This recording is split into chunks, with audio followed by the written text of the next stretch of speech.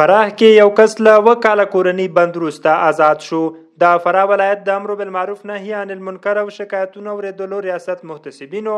د دیني عالمانو، قومي مخورو او امنیتي ځواکونو په همکارۍ د یاد ولایت مرکز اړوند یزدي کلي کې د یار محمد په نوم یو کس چې د خپل زوی له لوري 2 کاله په کورنۍ بند کې ساتل شوی و آزاد شو. د فراه ولایت د امر بالمعروف رئیس مولوي عبدالمجید سمیم وایي چې یار محمد د خپل زوی له لوري 2 کاله په یو وړه او نامناسبه خونه کې بندي او په بد حال کې ساتل شوی و. د هغه په وینا یاد کس چې د بند پر مهال له سختو روحي حالاتو سره مخ شوی د درملنې په موخه ولایتي روغتون ته لیږدول شوی دی. ډېره ورځ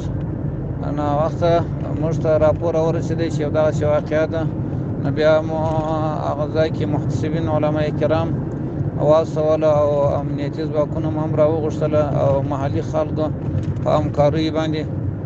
دغه ځای کشف سو او دغه سړی مو چې 2 کاله ته ساتل شوی و دا مو راویستی او د صحت برابر نه و سره، نو بیا مو د ډاکټرانو شفاخانې څخه راوغوښتل، امبولانس مو راوغوښتی، بیا مو د انتقال کوي و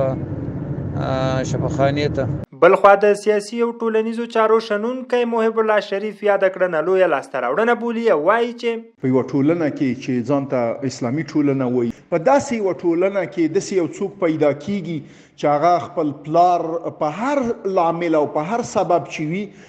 2 کاله زندان ته اچوي او په کور کې په خپله زنداني کوي. تاسو وګورئ چې څومره د ظلم او وحشت نه کار اخیستل کیږي په دغه ټولنه کې. که چیرې رښتینی امر بالمعروف نه وي او نهي عن المنکر نه وي، تاسو خدای وګورئ چې په دې ټولنه کې به نور څه کیږي.